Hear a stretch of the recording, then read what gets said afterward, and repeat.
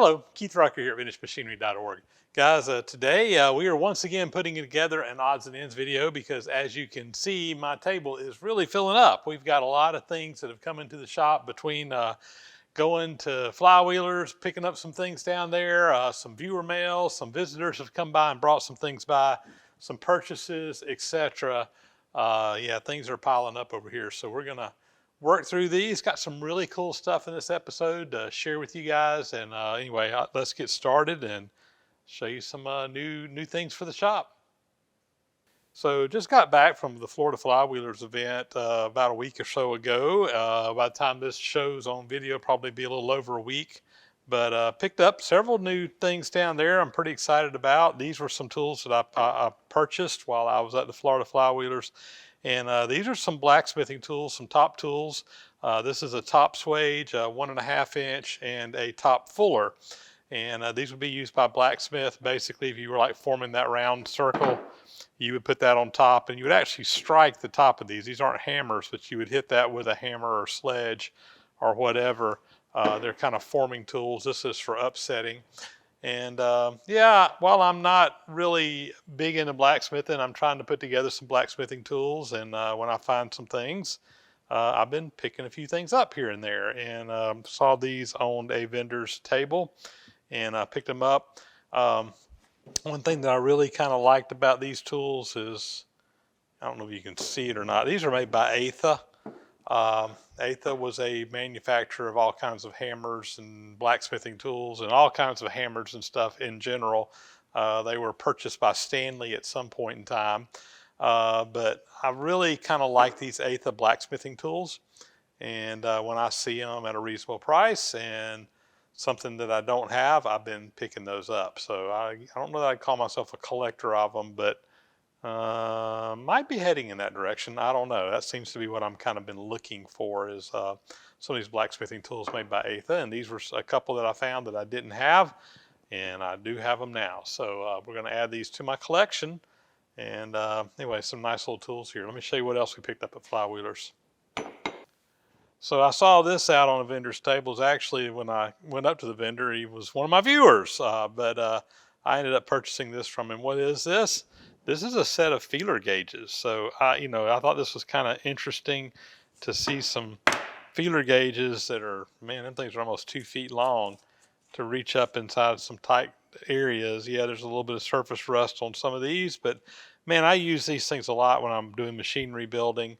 And having a long set like this, I think, would be really nice. And this is something that, I don't have anything nearly that long. But anyway, I saw that and decided I needed it. So I picked those up and brought them home. And I think the same vendor I got those from, I got these little oil cups from. These are some Getz oil cups.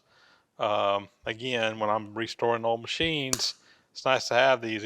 That one there's new old stock. I don't know if that one's been used or not, but those are some larger size ones, and nice to have some of those laying around whenever you're restoring an old machine and need one. They were very reasonably priced compared to what a new set costs. Picked up some larger size Craftsman wrenches. I've got a couple of sets of Craftsman wrenches, and I've got a partial set, and I've been kind of feeling out a few sizes that I didn't have, and Flywheelers is always a good place to pick up stuff like that. So I had a list of several of these larger wrench sizes that I was looking for to fill out an extra set here in the shop that I'll put. I find it helpful. I've actually got sets of wrenches in multiple places in my shop, so depending on what area I'm working in, I don't have to walk all the way across the shop to find a wrench that fits. And it's nice to have a full set. So like I said, I had a list of a few sizes I was looking for and was able to pick those up. As far as Craftsman wrenches go, guys, there's nothing magic about them. They made good quality tools, especially back in the day. Were they the best that were made? I mean, I think you could probably argue that there were some companies that made better wrenches, but the reason that I guess I have so many Craftsman tools is that when I was a teenager, I got a set of Craftsman tools back in the early 1980s for Christmas one year when I got a new truck and I had to work on my truck. My parents bought me a set of Craftsman tools, and I've just always had Craftsman tools since then. and they have served me well. You know, the new stuff that's being made today, I don't know if it's as good as the old stuff, but if I can pick up this old stuff fairly inexpensively at swap meets and stuff, I like them, and they have served me well in my shop. Again, I'm not a full-time mechanic wrench puller, but they, you know, they're just good quality tools. You can't beat them. So I've been happy with them. So I picked up a few sizes of those. Let's see what else we get at Flywheelers. There was actually a friend of mine, Jeff Clow, had up on his table a bunch of these 30 amp fuses, and he was actually giving them away, just trying to get rid of them. So I picked up some and brought them home with me. I have multiple old machines that use these type fuses in them, and it's just nice to have some laying around extra so I don't have to go try to find them whenever I need them. I think the disconnect on my lathe, actually, if it's a fuse disconnect, uses this style fuse. So anyway, we'll have a few extras.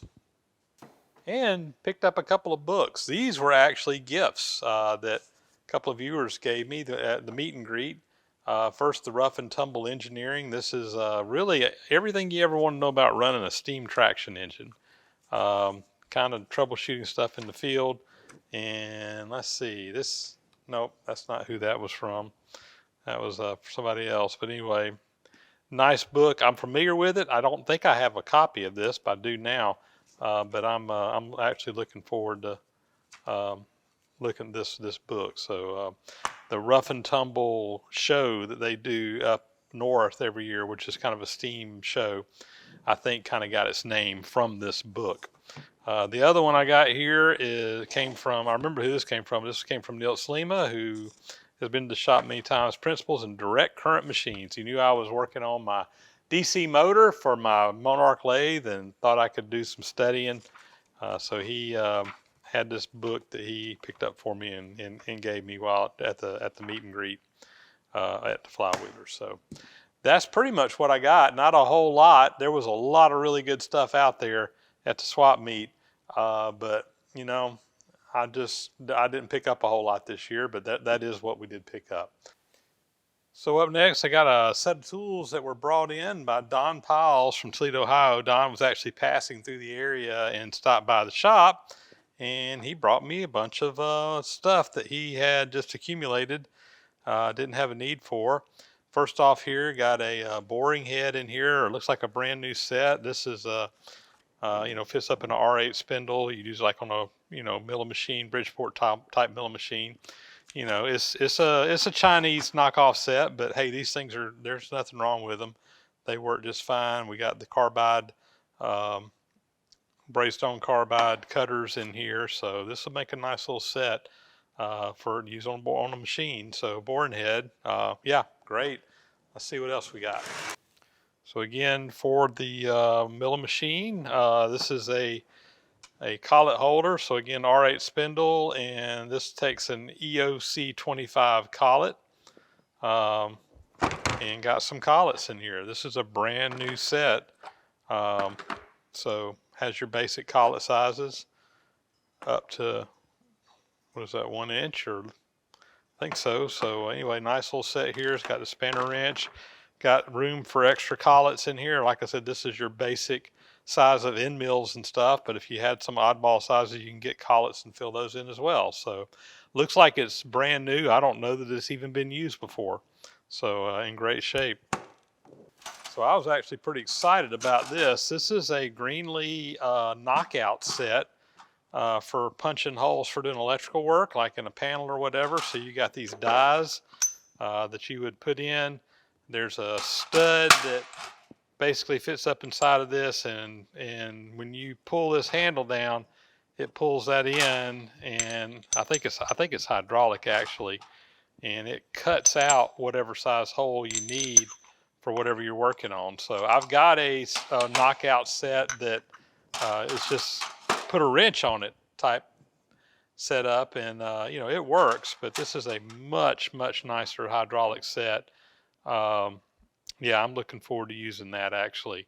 It's obviously been used, but not abused. It's in good shape. So that right there is something that I guarantee you I will be using. Again, fits an R8 collet, like on the mill machine. You got an Albright chuck here. This is a keyless chuck, really high quality chuck. These are about as nice as they come. A nice little setup there that'll fit right over on the mill machine. That right there will be a handy tool to have for sure. Set of pliers or wrench or whatever you used over on your MIG welder setup. These are really handy. You can use that clamp to unscrew the cap off. This will cut wire. You can use that to kind of ream out the inside of get the splatter out of it. This wrench size here fits the inside nozzle, so you can grab a hold of it. You kind of got some little hammer heads on the side so you can bang on things with it. Little all-purpose wrench. And you know, I've actually got one, but the one I've got is a cheap Chinese one. This is a much higher quality, made in Japan version that I'm sure will hold up a lot better than the one I got over there. Really nice, nice set there. He sent along some end mills. That's a solid carbide, big end mill there. I believe that's carbide too. Nice big end mill. So anyway, some tooling that we can use over on the mill machine. Got some replacement cups here that go with your TIG welder. I think these will fit my TIG torch just fine, so that'll be nice to have around. Got looks like a set there. And we also got some tungsten that goes with your TIG torch. This is a pack that hasn't even been opened yet. So 2% thoriated tungsten. Again, we can definitely use that over on the TIG welder.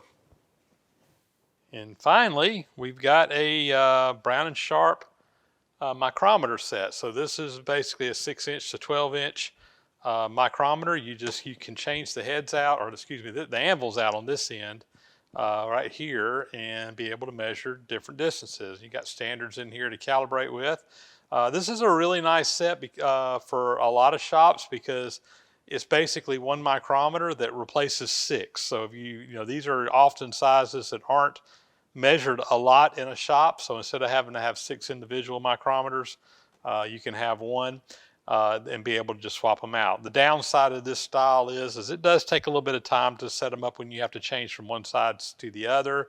And you basically have to calibrate it every time to make sure it's measuring right. But it's not a big deal. And this is a lot cheaper than buying, again, a set of 6 micrometers. You can just have one that does multiple ones. And this is, again, a range of sizes that people aren't measuring every day. So, you know, having to take a little bit extra time to use something like this, save you money and space, is really a pretty good deal for a lot of folks. So nice set here. And Brown & Sharp made some really good tools. So again, something that will be very handy.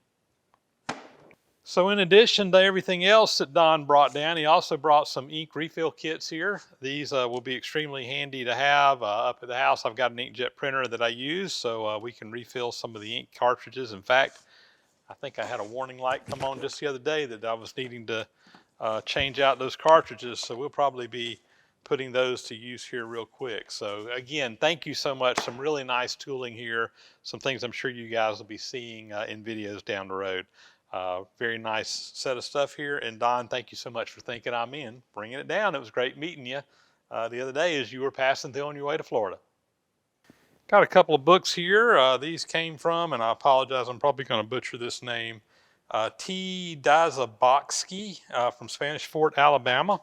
But we got Combustion Engineering, so this looks like it was his book back in the day, 1966. So anyway, all about combustion technology. And then we have Steam, Its Generation Use from Babcock and Wilcox. Again, one of his books from his library.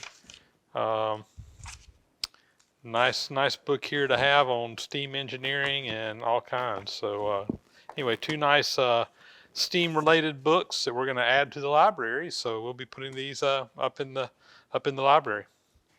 Thank you very much. A couple more little books, pamphlets here. These came from Eric Lloyd over in Irondale, Alabama. And How to Read and Care Use for Your Micrometer and Vertier Gauges by Starrett. That was sent out from Toll Industrial Supply, which back in my machine shop days, we used to buy a lot of metal from Toll. in Atlanta, so that's interesting. And The Amazing Story of Measurement, kind of a comic book here from Lufkin, 1963. So anyway, I'm kind of looking forward to reading this one. This will be interesting, I'm sure. Kind of like an old comic book, and it's in excellent condition. Really like Lufkin precision measurement tools. I think they're often overlooked by a lot of people. They made good stuff back in the day.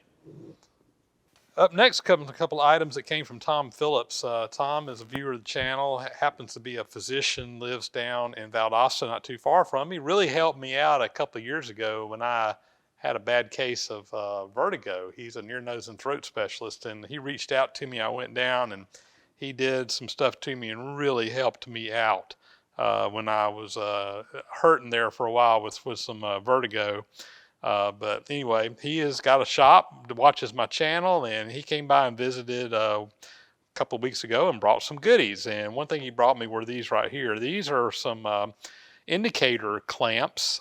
Basically, if you have something irregular like a piece of pipe or whatever that you want to clamp an indicator to, you can wrap this chain around it, tighten it up, tighten up this thumb screw here. This will secure onto whatever shape you want to put it on. And they have some of these rods then that you can screw in different places and mount an indicator to for doing precision measurements. These were very commonly used by millwrights and so forth in industrial settings where you may not be able to put a mag mount or something like that.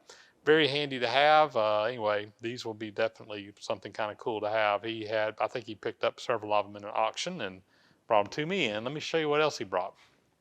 So some more items he picked up, I think, in some auctions that didn't really have a use for. The big blue thing back there is a eddy current drive. So this is, what is it, Dynamatic eddy current drive. It's basically a 5 horsepower variable speed motor for all intent and purposes. I'm oversimplifying it. I don't know a whole lot about eddy current motors, but if you need to do variable speed, this is one way that you can do it. So it's a motor with a variable speed unit built into it. Also a couple of Baldor 3-phase motors down here. I think these are 3rd horsepower, if I remember right.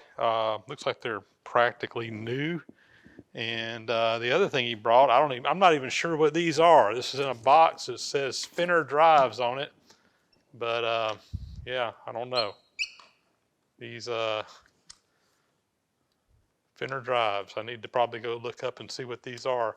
It's got some type of thing here that goes in different slots. Yeah, I'm not sure what these are. There's a whole box of them. If anybody knows what these are, you can let me know. Anyway, some nice stuff that Tom brought down. Appreciate it very much. So up next are some collets that came from Joe Jett. And it's interesting because I actually sold him these collets a while back. It was actually a whole box, a big crate full of collets when I got the stuff from Lockheed that we were selling probably about a year ago. He bought a whole great big bin full of different size collets, and he saw my video on the K&T Model 2D and said, you know what, I got a set of collets for those things. And he was kind enough to send them back to me. And, you know, they look just like the ones in the K&T until you hold them up next to the ones in the K&T, and it's kind of in between.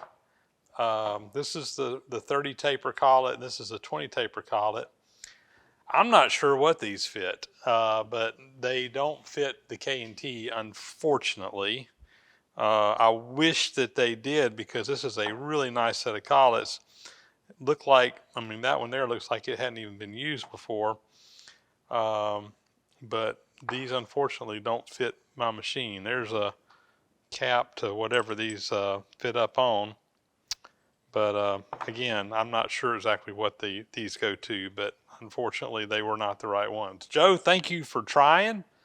I greatly appreciate it. And yeah, I'm still scratching my head. I don't know what these fit, but unfortunately not my machine. So up next comes some documents that were sent in by John Cole out in Casper, Wyoming. He has basically a bunch of copies here of some manuals, and we'll see about getting these scanned and put up on the website. So John, thanks for sending those along. we'll get those up as soon as we can. So up next, it's kind of been raining in measures here lately. I'm actually very happy to get these though. When I picked up my K&T 2D mill, I talked about the measuring system that was on there where they use these standards and the little special precision indicators to make precision measurements. These are called end measures, and they were used on all kinds of precision machines back in the day, real commonly used on jig borers and things like that. Basically, these are standards that are a very precise length. There's micrometer heads in here, and you would drop this kind of down in that trough on the machine and stack them end to end to get whatever measurement you need. And you could dial in on the indicator here, or on this micrometer head rather, whatever exact measurement you need, and then just bump it up to that indicator that's on there to read out down to the 10,000th of an inch. So I said I didn't have a set of these, and suddenly two show up in the mail. So this particular set here came from my friend Peter Koth, who actually took our scraping class here a couple of times. He's been to my shop several times. He had a set that he wasn't using. He popped it in the mail to me. And then the other set came from R. McMillan up in Tennessee, and he sent this one along as well. So I went from having none to having two sets of these, which is great because I'm looking forward to kind of playing around with that whole setup. So this is a Starrett set. This is a set here made by Lufkin.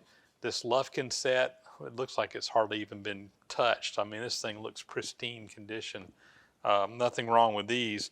It is interesting that these have got calibration tags on them where they've been measured. So this is like a 2-inch standard here, and you can see that it was checked, and it is 2.00009. So that's, you know, thousandths, 10,000ths. It's less than a 10,000th of an inch out of tolerance. So, you know, but for making those super accurate measurements, again, each one of these, this one is 1.00002. So these you can make some very, very, very fine measurements. Now, one thing you do have to watch out though is because, you know, this one here, it happens to be exactly 3 inches according to the sticker on there. But because you're using multiples of them, if there's a little bit off on one, you have to take that into account on the others. So you can actually, these have been checked on something super, super accurate to verify their accuracy, and the going out to, what is that, 1, 2, 3, 4, 5 decimal places. I mean, that's insane. But for doing that precision work, you could do it. Anyway, thank you to Peter and Mr. McMillan for sending these along. These will be nice to use over on the K&T. Up next, man, what a super nice item that was sent in by Anthony. I'm probably going to say this name wrong too. Bonazovo, I think is how you say it, up in New York. And Anthony is, let's just say he's going through some life changes right now, downsizing some things, and had some stuff he wanted to find a new home for, and reached out to me, and he basically sent this down to me. Just came in the other day, and this is a really, really, really nice super spacer kind of dividing head type of apparatus for doing precision increments of things. This is a little bit different than a true dividing head like you do gears on. This is more for smaller numbers or whatever, numbers of divisions, but really nice unit made by Bison. It looks like it's in near mint condition, and you could basically go in here and see, index this thing around. Right now it's set on 90-degree increments, and you can, there's some plates and stuff in here that you can do different divisions on this to, if you're machining like in this case a square-headed bolt over on the mill machine, you can very easily go from 90 degrees per click in this chuck. I got a clamp here to clamp it down. He also sent along a tailstock. I think that he had this set up to use with this particular head. Although I think this is a Cincinnati tailstock that would have gone with the Cincinnati dividing head originally, but very nice dividing head, or tailstock, I guess, actually, that you can use to support something between centers. So Anthony, wow, I mean, I'm super impressed. This is a really, really nice nice setup here. And I really, usually when I'm doing divisions, I use my dividing head, but sometimes a super spacer like this is a lot easier for some of these quick jobs. And I'm actually excited to have this in the arsenal that I can use going forward. So thank you so much. Really, really kind of you to send that along. So up next is kind of an interesting story I got to tell with this. So just kind of bear with me.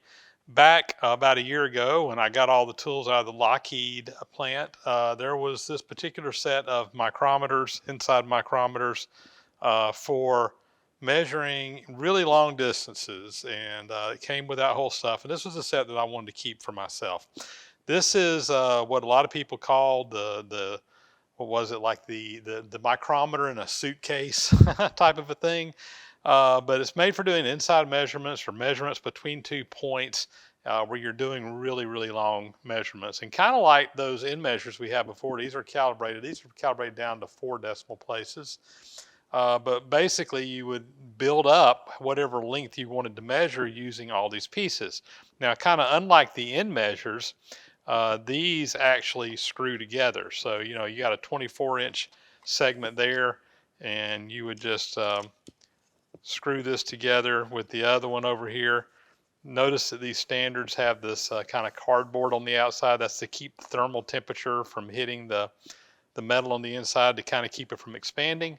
But when you add all these bits and pieces together, you basically, with this set, you can measure something that's about 26 feet apart with this particular set here. And there's more standards down on the bottom. And yeah, there's actually a few of them that were missing in this set. There were enough to measure another 8 feet up there if you had all of them. Now, when I got this set, it was unfortunately missing the micrometer head. Now, this is the micrometer head. Again, these screw into this, and this is 5 inches, and then you can measure your to that final distance down there. I'm not going to screw it all the way down, but it was missing the micrometer head. So I had all the pieces, but I was missing the micrometer, and this is not a very common tool. I've been searching on eBay and other sources trying to find a micrometer head for 9 months, and just never came up. I've seen a couple of sets sell, but I didn't really want to buy a whole nother set just to get the micrometer head. I was looking on eBay the other day, and there was a gentleman that had a set that he was selling, and I was looking at it, and lo and behold, there were 2 micrometer heads in that set. Why? I don't know. Normally there's only one, but in that particular set he had, there were 2 micrometer heads. I said, what the heck? I'm going to reach out to him, see if he will just sell me one of the heads. He'll still have a complete set with the other one. I did. I reached out to him, honestly not expecting even a reply, so this is kind of a strange request, but I said, what the heck? Turned out the gentleman who was John Geis, he got my message, and he's one of my viewers. And he's like, yeah, how can I turn you down? So he actually took the set he had down off. He relisted it with just the 1 micrometer head. He relisted a micrometer head by itself and sent me the link to it. I was able to purchase just the micrometer head from him, and I was able to finish my set out. So worked out really good. John told me that he kind of buys and sells a lot of tools, buys up out of machine shops and stuff. He has a store on eBay, John's Tool Shop. But anyway, he has a bunch of different stuff that he is selling. And he was kind enough, in addition to sending that, when he sent it along, he sent a bunch of other stuff. So there, let me move the camera a little bit. Back here in the back, he sent along a bunch of grinding wheels, abrasives, some flap discs, some Braystone carbide. He basically filled up a flat rate box from the Postal Service and filled it up with good stuff that I can use around the shop to kind of fill the box up the rest of the way. So John, thank you so much. It is a relief to finally have a complete set that I can use. This is something that I think I will use from time to time. I have had the need to measure long distances before, and definitely can put this to good use. And thank you for being willing to pull that one out, relist it. Like I said, we did it all through eBay like you're supposed to, but he was very helpful by by working with me and getting me the part that I needed without having to buy a whole nother set and still be, have an extra set to have to get rid of or what have you. So anyway, thank you, John. Next is a really nice complete box full of some machinery manuals and literature and stuff for the website to be scanned. And this all came from Claude Kelmowitz up in Wisconsin, and they've got a business up there where they had a bunch of this stuff trying to clean some things out and want to know if we could use this for the site. And absolutely. So I'm not going to go through all of this, but we got some parts. This is a G&L, looks like a boring machine of some type. Here's another horizontal boring mill, I think, manual from G&L. So here's a Bullard service manual, vertical turret lathe, another Bullard boring mill, so on and so on and so on. There's a whole box of stuff that they send along here from different things. So there's a Cincinnati universal grinding machine manual. So this is all stuff that we will get scanned and get put up on the website at some point in time and make it available for people at VintageMachinery.org. So one of the services we do over on the website. It might be a little while before we get all this stuff scanned. I had a person helping me out with scanning. They have moved on. It was a college student that they're no longer around that they can do it, but hopefully we'll find somebody new to kind of pick up where those guys left off and be able to get some more of this stuff digitized soon. But lots of work in this box. And he said he has some more he's going to send along as well when he finds a little bit of time to do it. So anyway, Claude, thank you very much. Appreciate it greatly. And this is exactly the kind of stuff we're trying to get up on the website. Phew. That was a pile of stuff that had accumulated over here over the last couple of weeks. Glad to get that worked through that. Hope you guys enjoyed seeing some of the new things to come into the shop. And I always greatly appreciate, man, we got some great viewers out there that really take good care of us and send us things along. Sometimes I really wonder if I deserve some of the stuff that you guys send in, but it is greatly, greatly appreciated. And we are definitely happy to give it a new home and be able to use some things and like the stuff for the website. Always happy to be able to share that kind of stuff with everybody else out there as well. So guys, with that, that is going to be a wrap. So as always, thank you guys so much for watching. Please subscribe to the channel if you haven't already. Thumbs up and comments are always greatly appreciated. Helps out to help feed the algorithm over on YouTube, and hit that bell icon to get notifications for new videos. Please subscribe if you haven't already. And as always, a huge thank you to the supporters of the site for everything you guys do. We couldn't do everything we need to do out here without you through Patreon, PayPal, etc. And with that, guys, we're going to sign off, and we will catch you on the next video. Again, thanks for watching.